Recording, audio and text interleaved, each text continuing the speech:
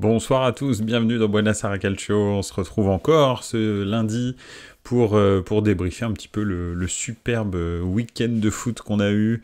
Bonsoir Pipovici, bienvenue, ça fait plaisir de t'avoir dans les commentaires. Donc ce soir on a Pipovici qui me dit « Ah, tu vas avouer que Bellingham est incroyable ». Bah, on va en parler en tous les cas. Je dis qu'il est toujours chaud, c'est déjà bien. Pardon, excusez-moi. Oui, donc ce soir, effectivement, tu as tout à fait raison. On va commencer par Manchester City. Un petit peu, j'avais un avis, on va dire un billet d'humeur à donner sur Manchester City. On va ensuite parler plus généralement de la Première Ligue, bien entendu.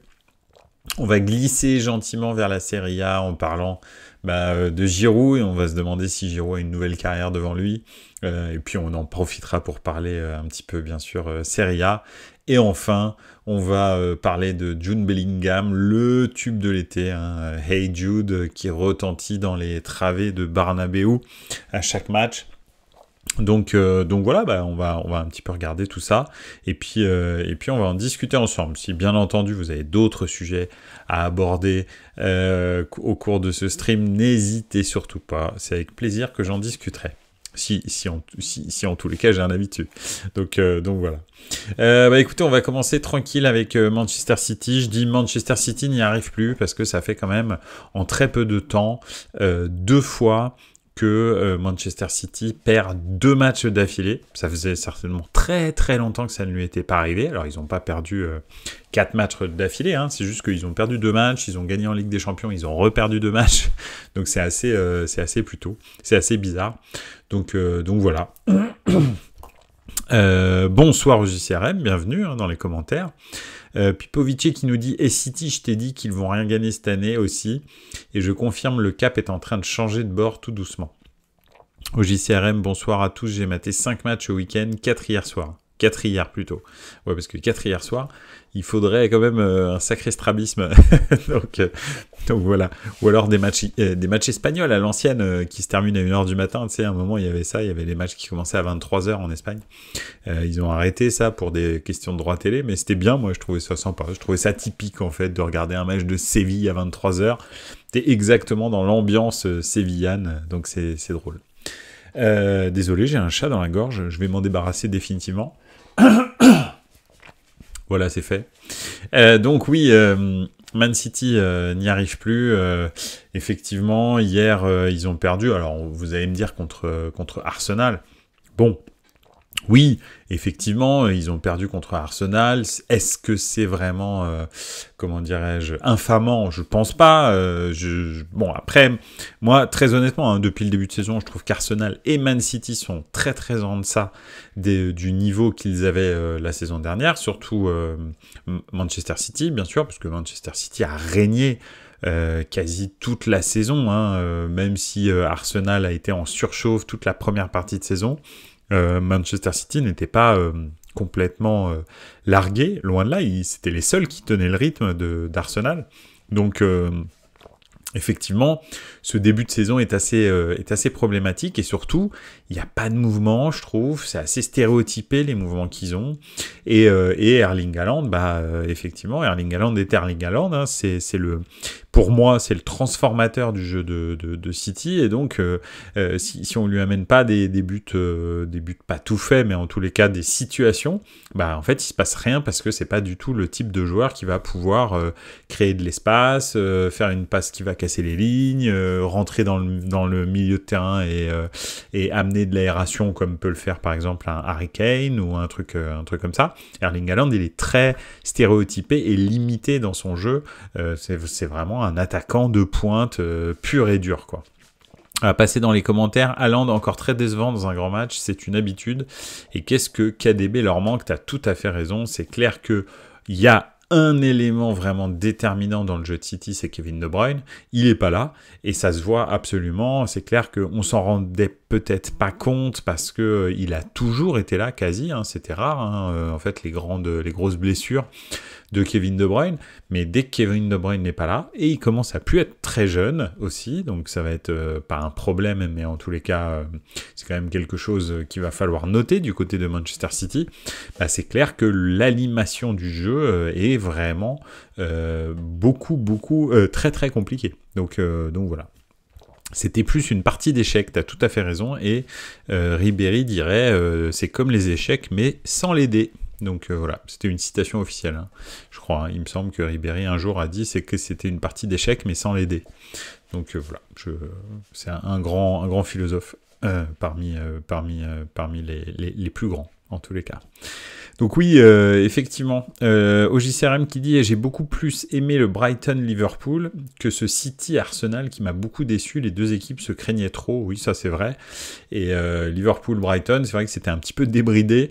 Et Liverpool s'est fait reprendre au score 2 fois d'ailleurs hein, dans ce match-là. Brighton qui revient un petit peu après... alors bon, ils sont abonnés au 2-2 en ce moment. Hein. Bon, c'est mieux que les 6-1 finalement. Mais qui remet un petit peu... pas l'église au milieu du village, mais on va dire qu'ils reprennent un petit peu des couleurs parce qu'ils ont eu quand même un sacré trou là. Donc voilà, faire 2-2 contre Liverpool, je pense que c'est plutôt un bon résultat pour Brighton. En tous les cas, je pense que effectivement Manchester City a un vrai trou de motivation. Avoir atteint tous les objectifs d'un coup, je pense que ça a démotivé beaucoup de gens. Ils ont beaucoup de mal à se remotiver. Et peut-être même Pep Guardiola qui a l'air, lui... pareil, assez... Enfin, moi, je le vois, là, des fois, il part... Alors, je sais pas comment c'est dans les vestiaires, mais je le sens pas survolté sur son banc. Il est pas complètement électrisé comme il pouvait l'être par le passé. Quand il y a une défaite, bon, il passe à autre chose. T'as l'impression que ça glisse sur lui. Alors, peut-être qu'il a un plan. Peut-être qu'il se dit, bon, mon équipe n'est pas du tout là. Pour l'instant, j'ai encore beaucoup de travail à faire.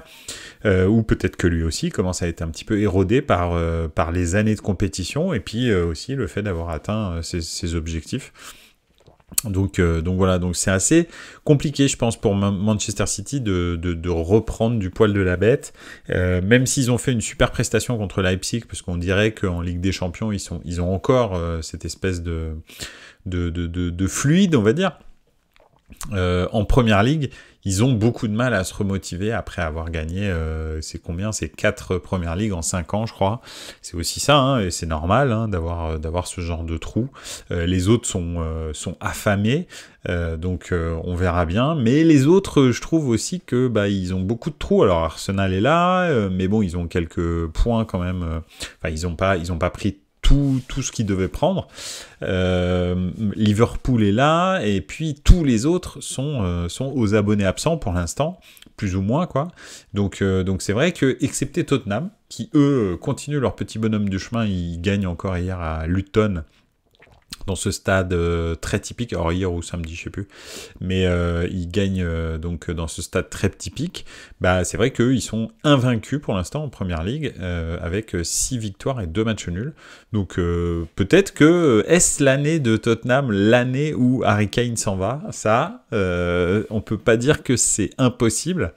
Et s'ils gagnent la Première Ligue l'année où Harry Kane s'en va, c'est, je pense, le plus cruel des titres pour un joueur comme Harry Kane. Franchement, ce serait très marrant, moi ça m'amuserait, mais le football serait très cruel quand même, franchement. Après qu'il ait passé, je sais plus combien, 12 ou 13 ans ou 14 ans à Tottenham sans absolument rien gagner, même pas un lot de tombola, donc franchement, voilà quoi. Le match Tottenham était le premier du samedi, ça c'est vrai. Moi j'ai vu qu'un résumé, donc je savais pas quand est-ce que ça jouait. Ok, très bien. Écoutez, en tous les cas, voilà, c'était un petit peu mon avis sur la Première Ligue et Manchester City. Manchester City souffre bien sûr de Kevin De Bruyne, souffre de motivation, je pense. Et Tottenham, eux, en revanche, ont plus que faim, et peut-être que ça va être l'épouvantail de cette année, un petit peu le Arsenal de cette année. Alors, si on se réfère à l'historique de Tottenham, on est tranquille, hein. Ils vont pas gagner la Première Ligue, c'est pas prévu, c'est pas le genre. Mais Tottenham joue très très bien sous la baguette, encore une fois, d'un Maddison, hein, qui fait encore cette passe décisive lors de ce match-là. Donc voilà, vraiment un super Tottenham avec un jeu très direct, une équipe très cohérente, pas géniale, hein. Quand on regarde un match de Tottenham, on se dit pas waouh, c'est trop bien, c'est un football de dingue, c'est électrique comme le football de Klopp, c'est maîtrisé comme le football de Guardiola. Pas du tout. En revanche, c'est pragmatique comme le football d'Ancelotti, oui. Moi, il me fait beaucoup penser Ange, je sais plus comment là, Turcoğlu, non mais je rigole, mais c'est pas comme ça qu'il s'appelle, mais Ange. J'arrive jamais à dire son nom, donc c'est pour ça que j'essaye même pas. Il me fait vraiment penser à Ancelotti. Vraiment, c'est quelqu'un qui aime le jeu, mais surtout pragmatique, en fait. Et c'est très bien. Il a pris les joueurs qu'il avait à Tottenham, il a rien demandé, il a créé une équipe efficace avec ça. Donc voilà. Peut-être que finalement, Tottenham va être la grosse surprise de la saison en Première Ligue. Et je leur souhaite, d'ailleurs, parce que c'est un club qui mérite quand même plus que rien du tout dans l'armoire à trophées. Donc voilà. Je sais pas si vous avez d'autres choses à rajouter sur la Première Ligue. Faut pas oublier, faut pas hésiter, pardon. Au JCRM qui nous dit, en plus tout le monde s'est loupé ce week-end entre Aston Villa, Newcastle, Liverpool, Brighton. Belle opération pour les Spurs et Arsenal. Ouais, absolument. Ouais. C'est vrai que Newcastle fait un match nul aussi, 2-2. Donc ouais, c'était une belle opération, mais il y a eu des belles opérations si vous regardez dans beaucoup de championnats. Pourquoi ? Parce que les lendemains de matchs de Ligue des Champions, ça pique toujours un peu. Et d'ailleurs, on va passer gentiment à la Serie A avec ce titre, nouvelle carrière pour Giroud. Pipovici qui dit Chelsea revient. Oui, Chelsea revient, mais ils reviennent vers quoi ? Ils reviennent vers la 9e place. donc voilà. Et pour aller sur Giroud, on a vu le nouveau 9 de United, McTominay. Ouais, ça c'était ouf ça. Ça quand j'ai vu, alors j'ai pas vu de résumé, mais quand j'ai vu le résumé du match, parce qu'en fait j'ai regardé un petit peu le match de United, c'était vraiment famélique, catastrophique, vraiment triste. Et j'ai quitté ce match parce que justement c'était pas très intéressant. Je suis passé sur... Je me souviens plus ce que je regardais en même temps. Bon bref, je suis passé sur un autre match. Et à la fin du match, je regarde le score. Et là, je vois les buts de McTominay. Je me dis, mais qu'est-ce qui s'est passé ? Comment même c'est possible que McTominay marque autant de buts ? Est-ce que dans sa carrière, il en a marqué autant que sur ce match ? Je sais même pas. Donc voilà. Bref, c'était marrant, quoi. Enfin voilà. Effectivement, c'était une journée de Première Ligue qui était compliquée. C'est pas la première qu'il le fait sauver United. Oui, c'est vrai, McTominay, ça... En tous les cas, en termes d'état d'esprit, McTominay, même si moi, je trouve que techniquement, il est très très limité et que il n'a rien à faire dans un club de haut niveau comme ça. Mais le joueur McTominay, en termes d'investissement, c'est vraiment un super joueur. Il avait déjà fait le coup cette saison. Ah bah oui, effectivement. Ok, bah écoute. Je regarde pas assez Manchester. En même temps, c'est parce que je veux pas avoir de problème de vision. C'est pour ça, moi, je fais ça juste pour mes yeux. Hein. Moins je regarde Manchester, mieux je me porte. Hein. Il y a des clubs comme ça. Chelsea en fait partie, d'ailleurs. Hein. Je suis vraiment désolé au JCRM, mais Chelsea en fait partie. Ça pique un peu les yeux quand on regarde Chelsea. Pipovici, bah justement, on va parler de la Serie A. Pipovici, j'ai regardé la Fiorentina en ayant parié sur eux et ils ont été vraiment très très forts face à ce Napoli. Ah bah toi en plus t'as dû passer une bonne soirée. Hein. Je sais pas combien t'as pris, mais la cote devait être pas mal. Enfin non, je veux pas savoir combien t'as pris, mais en tous les cas la cote devait être pas mal. Pipovici sur la victoire de la Fiorentina à Naples au Maradona. Donc voilà. Je regarde la Juve, donc je suis immunisé niveau yeux. Effectivement, c'est clair. Parce que la première mi-temps du derby della Mole, Juve-Torino, c'était pas terrible. Hein. Franchement, c'était pas génial. Belle cote, oui, plus de 4. Ouh, c'est beau ça, mon Pipovici. C'est bien.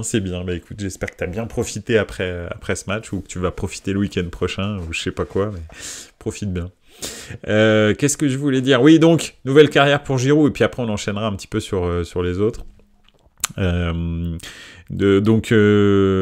Justement, en parlant d'équipes qui se sont trouées, l'Inter s'est quand même sacrément bien troué ce week-end. On va commencer par là, c'est plus marrant. Avec un super. Alors franchement, le deuxième but de Lautaro sur une passe de Marcus Thuram. Alors je sais même pas si bon, elle est comptabilisée comme une passe décisive, la passe de Marcus Thuram, mais en fait c'est juste une petite remise au milieu de terrain et Lautaro décide d'allumer un pétard comme il en a de temps en temps le secret. Il a mis une lucarne, mais une frappe d'une violence. Je dis mais d'où ça sort ça? Donc bref, à ce moment-là, quand Lautaro marque ce but splendide, l'Inter mène 2-0. Et puis finalement, le Bologne de Thiago Motta, que j'adore, et d'ailleurs, je veux pas dire oui, je vous l'avais dit, Buonasera Calcio a toujours raison, pas du tout, mais j'avais dit, quand Milan a gagné 2-0 à Bologne, en début de saison, j'avais dit, il y a peu de gens qui vont aller gagner à Bologne, donc je pense que c'est une bonne opération, même si on a galéré là-bas, parce qu'on s'était fait vraiment malmener de fou, et le Bologne de Thiago Motta est une équipe éminemment chiante en fait à jouer, et effectivement ça a pas suffi.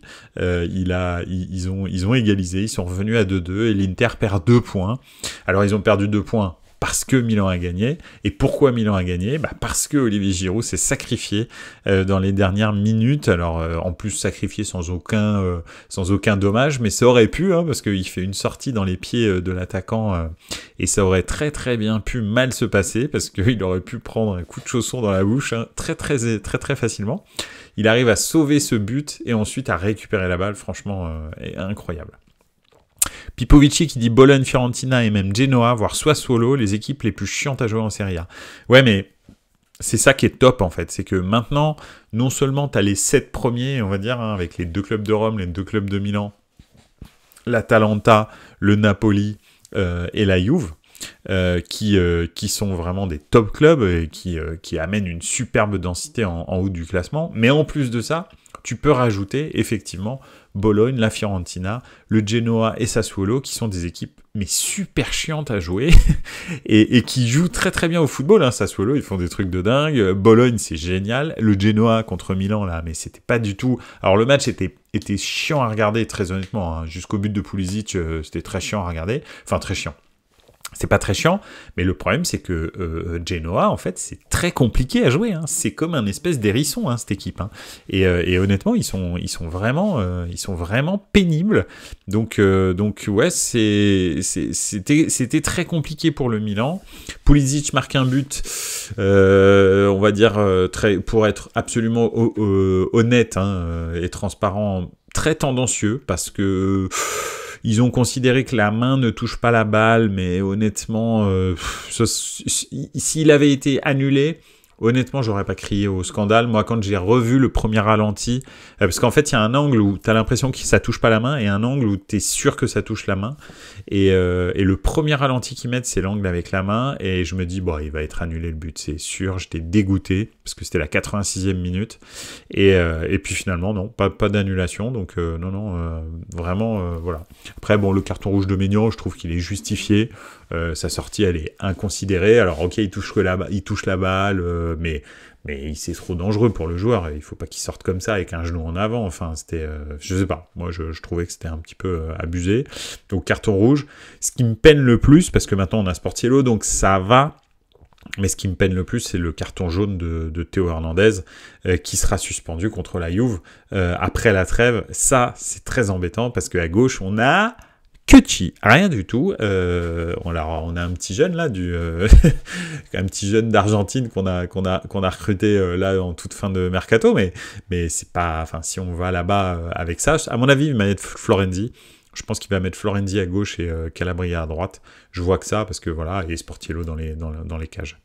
Donc voilà. Et puis la sortie de Maignan, elle est pas terrible, ce qui fait que je pense que c'est 2 matchs minimum, ça peut être 3, honnêtement. Et bon, alors c'est pas grave, mais c'est quand même mieux d'avoir Maignan. D'ailleurs, je sais pas si vous avez vu l'arrêt qu'il fait à un moment donné sur une frappe à ras du sol, mais c'est incroyable. Ce goal est incroyable, c'est fantastique. Il plonge, la balle est détournée, il voit qu'il est trop court avec sa main droite, et en fait, il utilise sa main opposée pour la sortir quand même. Ça va à une vitesse, c'est incroyable la vitesse d'analyse de ce goal. Moi, il me surprend encore, parce que là, si on gagne les 3 points, c'est grâce à lui. Déjà, peut-être que sa sortie fait la différence, mais alors en plus, l'arrêt, là, il est fantastique. OJCRM alors vous me parlez aussi OJCRM et Pipovici de Monza. Effectivement, Monza est une bonne équipe. Ils revenaient, on en parlait justement la semaine dernière dans Buonasera Calcio. Ils sont en train de revenir après un début de saison un petit peu plus compliqué que l'année dernière où ils avaient tout pété dès le début de saison. Là, ils reviennent bien et effectivement, ils remontent gentiment dans le classement. Donc non, c'est très très bien aussi. Monza, t'as raison. Et c'est pour ça que c'est intéressant la Serie A, c'est qu'il y a énormément de densité dans la qualité des clubs. OJCRM qui dit: tu me fais penser Kovacic lors de Arsenal City, comment il prend pas bon le deuxième jaune, sorry pour le retour en PL. Alors je suis pas sûr de comprendre. Donc Kovacic effectivement lors de Arsenal City, comment il prend pas le deuxième jaune. Ah oui, ok, d'accord, oui effectivement. Il aurait dû prendre un deuxième jaune. Je suis tout à fait d'accord. Donc, mais quoi qu'il en soit, revenons à nos moutons. L'Inter perd 2 points. Milan réussit à conserver 3 points de façon un petit peu miraculeuse et prend 2 points d'avance donc contre l'Inter. Et puis la Juve, eux, réussissent à se débarrasser facilement. Facilement. Non, parce que la première mi-temps était pénible. Tu me confirmes, au JCRM, elle était relou à regarder. Deuxième mi-temps, Milinkovic-Savic a décidé de s'aborder tranquillement le Torino tout seul, et il a réussi avec des sorties complètement à côté de la plaque, et donc il prend 2 buts sur corner, voilà, merci, c'est gentil d'être venu, et puis il a failli même en prendre un 3e d'ailleurs, donc non, vraiment Milinkovic-Savic tue complètement les efforts du Torino. Après, Milinkovic-Savic, des fois, il nous fait. Alors, je parle du goal, je sais pas si les gens qui écoutent Buonasera Calcio savent que le goal du Torino est le frère du joueur, l'ancien joueur de la Lazio qui est parti en Arabie Saoudite. Mais donc, Milinkovic-Savic est le frère de Milinkovic-Savic en Arabie Saoudite, et honnêtement c'est pas un goal vraiment génial, excepté qu'il a une carrure absolument incroyable, mais il sait même pas s'en servir, donc voilà. J'ai pas trop regardé ce derby de Turin, j'ai vite bifurqué sur la F1. Ah oui, je veux bien le croire.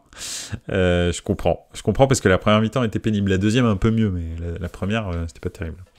Même Allegri a dit que la première était pas terrible et que la deuxième était bien.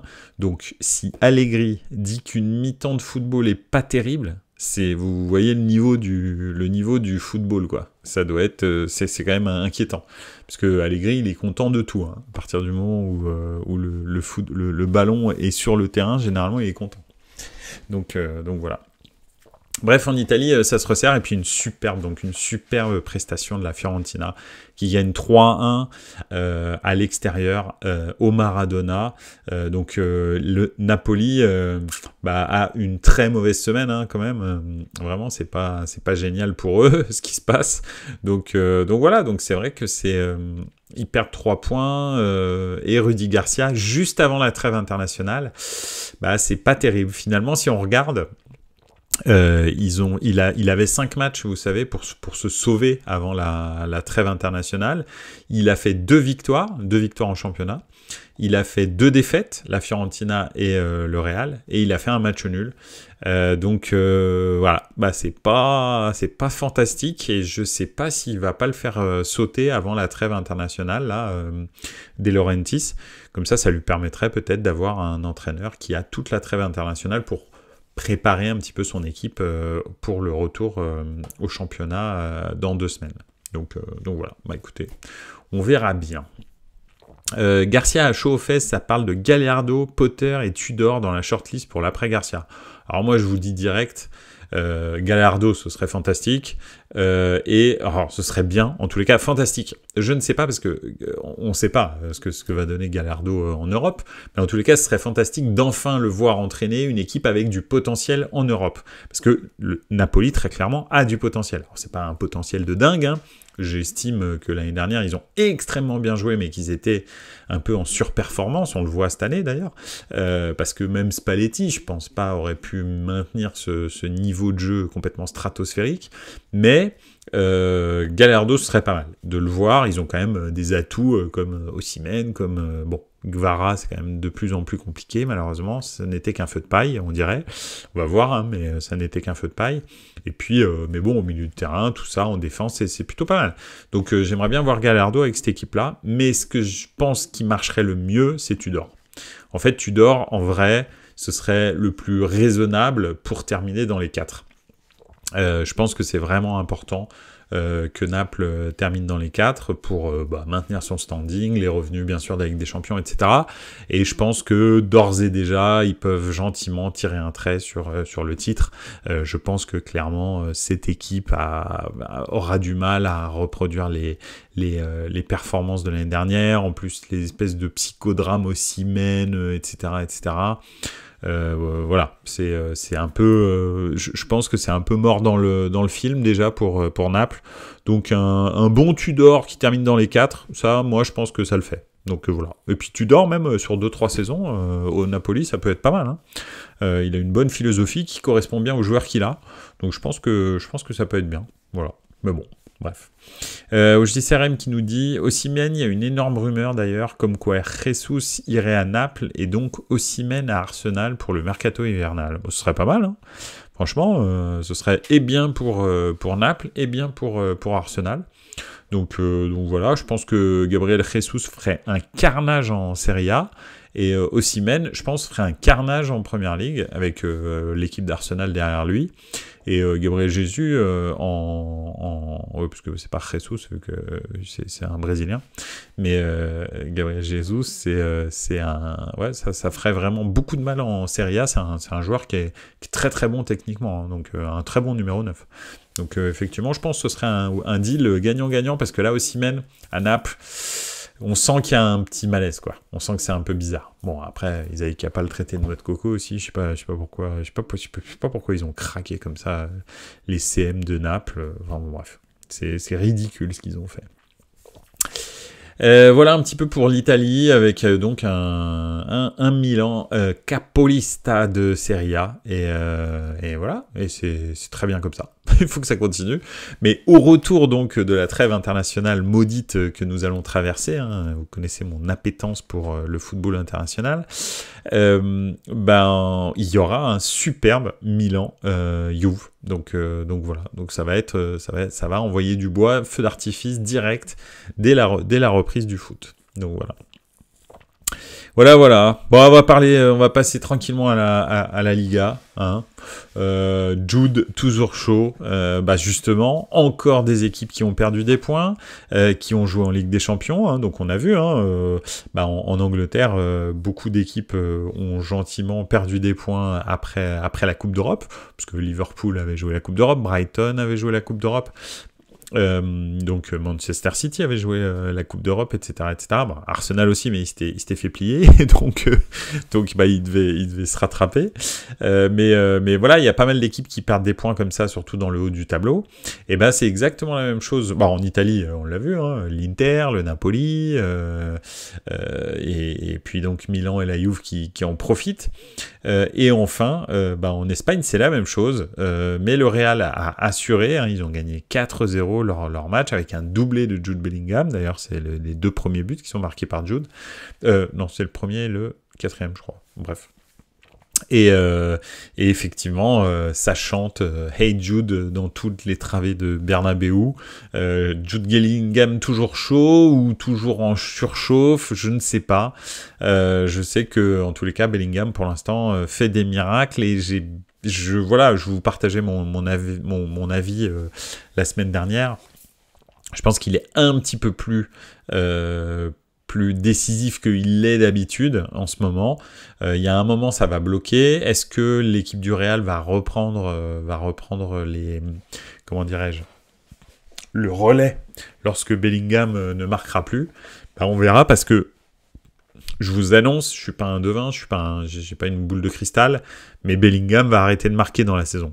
C'est sûr et certain, il va avoir un trou, c'est un milieu de terrain, enfin bon, là, en l'occurrence, il le fait jouer quasi numéro 10, mais c'est un milieu de terrain, il y a un moment donné, il va pas marquer autant de buts que ça. Et c'est à ce moment-là que peut-être le Real va bloquer un petit peu. Le Real qui avait mis Tchouaméni en défense centrale tellement il y avait de suspendus et de blessés en défense centrale au Real. Hein. Donc c'est la fête, hein, parce qu'il y avait Nacho qui avait complètement pété les plombs, qui avait fait un tacle au niveau de la rotule. Militao qui est donc blessé. Il me semble que Rudiger avait pris un jaune qui l'avait suspendu, il me semble, c'est un truc dans le genre. Donc voilà, c'est effectivement il a mis Tchouaméni en défense centrale et ça a très bien marché. Bon, après c'était contre une équipe vraiment modeste. Hein. Donc voilà, mais en tous les cas 4-0, voilà, ils ont fait le travail.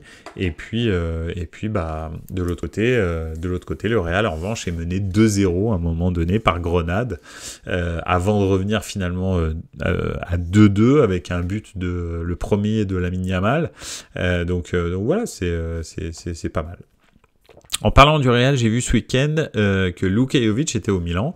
J'avais pas du tout vu ce transfert. Oui, effectivement. Alors, il se trouve en plus que là, Pioli avait demandé de la profondeur et il a fait jouer Jovic tout le match, hein, parce que d'ailleurs Olivier Giroud ne l'a pas remplacé, il est rentré en plus.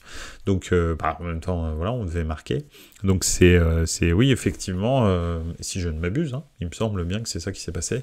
Donc oui, c'est Jovic. Alors c'est pas fantastique. Bon, quoique là contre le Genoa, à un moment il tente une superbe reprise de volée, un petit peu retournée, un ciseau quoi, on va dire. Et puis c'est contré par le défenseur, mais elle partait très très bien.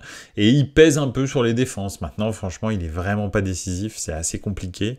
Mais bon, voilà, il a l'avantage de faire souffler un petit peu Olivier Giroud et de servir de point d'appui aux ailes que sont Pulisic et Leao, et au Okafor et Chukwueze. Donc voilà, non, c'est plutôt pas mal. Voilà. Chukwueze pour l'instant, en revanche, grosse déception. Hein.